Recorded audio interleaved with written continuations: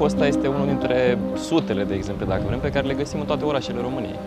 Ei stau aici în 18 metri pătrați, cu probleme, le curge acoperișul, mucegai în casă, nivelul veniturilor este scăzut, cu alte cuvinte, sunt potențial beneficiari de locuire socială.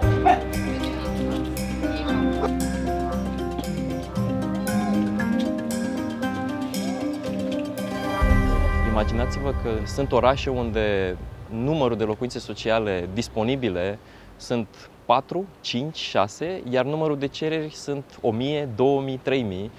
Ca atare, prin simplu fapt că oferta este infimă în comparație cu cererea, de fapt e greu să mai spui că statul oferă locuire socială, pentru că e un nonsens, practic.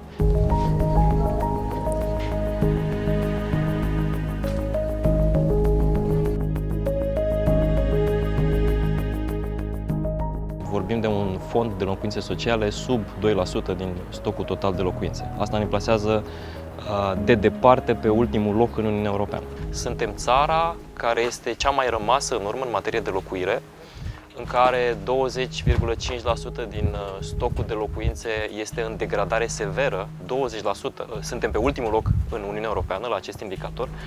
Se estimează că undeva la 3 milioane de oameni se află în nevoie de locuire decentă, adică locuiesc în condiții inadecvate.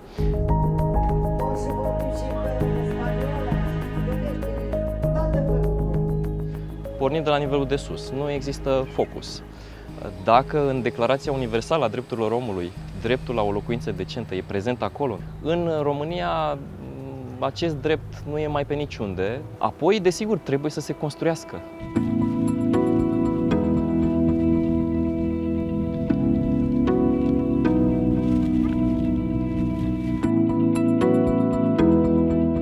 Aici am construit de-a lungul timpului 24 de case, iar acolo în depărtare sunt primele 2 quadruplexuri, sunt finalizate și familiile s-au mutat. Acolo locuiesc 16 familii. Putem să mergem înăuntru, să vedeți despre ce e vorba. Copiii învață mai bine la școală. În momentul în care au o casă decentă, curată, funcțională, notele se îmbunătățesc. E o vorbă mare că schimb lumea, dar într-adevăr aici se schimbă o lume, se schimbă lumea Maiei, se schimbă lumea Oanei. Sunt niște lumi care se schimbă.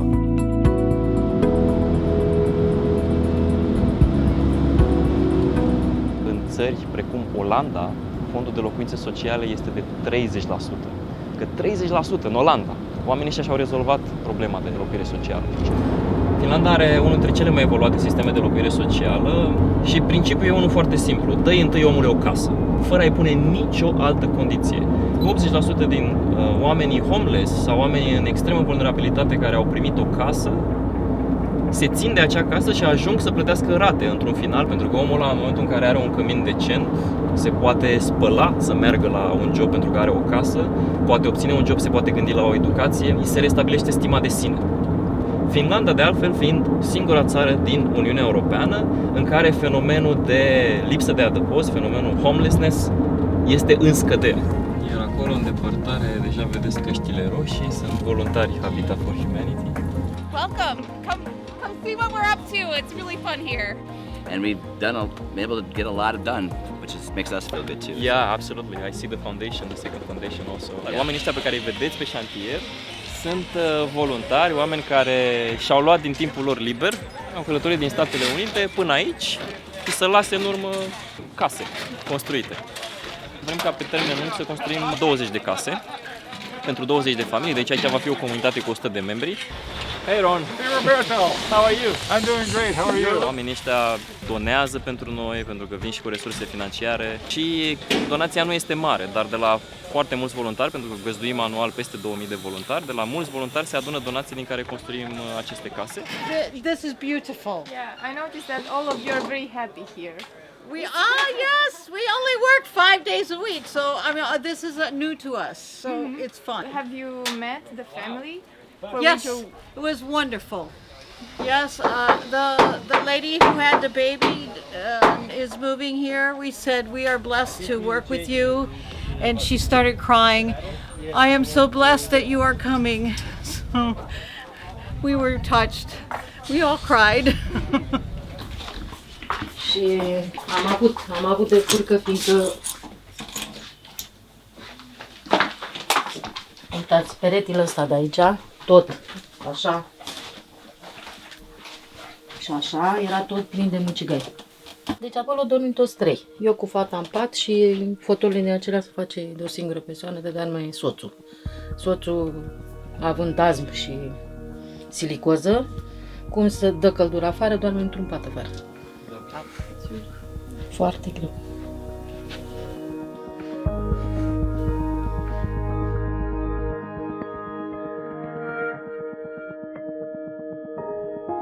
Să aveți grijă la cap. Aici va fi un living. Aceasta va fi o baie. Aici și stânga-dreapta dormitoare. Familiile returnează o parte din costul casei. Să spunem că noi construim această casă cu aproximativ 50.000 de euro, ăsta e costul real. Noi vindem această casă către familii cu aproximativ 17.000-18.000 de euro, fără dobândă, fără profit, pe o durată de 20 de ani și tot timpul adaptat la ce poate familia să plătească. Vorbim de rate de 300 de lei, 350 de lei pe lună, rate pe care le investim într-un fond roditor din care sunt construite alte case.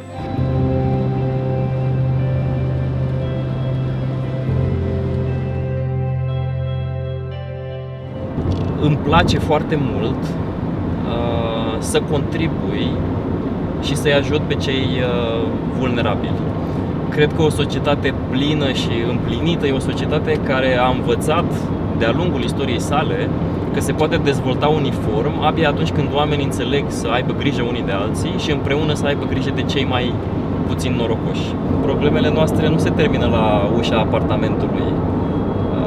De fapt, poate problemele noastre abia de acolo încep, pentru că trăim într-un sistem, trăim într-o societate și dacă vrem să trăim în societatea pe care ne-o dorim cu adevărat, cred că lucrurile trebuie să înceapă cu noi înșine.